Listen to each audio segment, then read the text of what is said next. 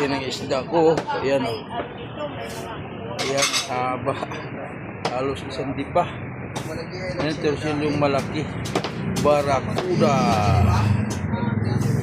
Barakuda yan. Ayan.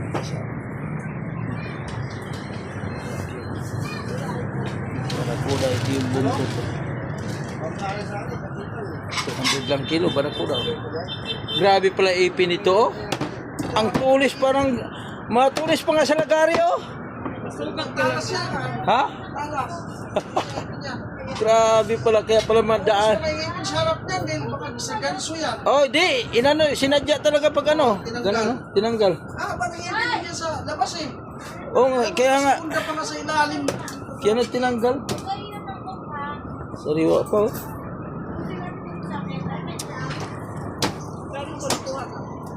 Kay doktor. Mayroong ang tambakol doon eh. Bigay sa akin 5,000 eh. 50 kilos eh. Wala akong pera eh. Oh. Dito lang muna ako. Paiba na. Sabi ko paiba naman ako kay... Dapat tumawag ka sa ano kasi kadalasan na kita ng cellphone. Wait, kukuha pa sana tayo nun?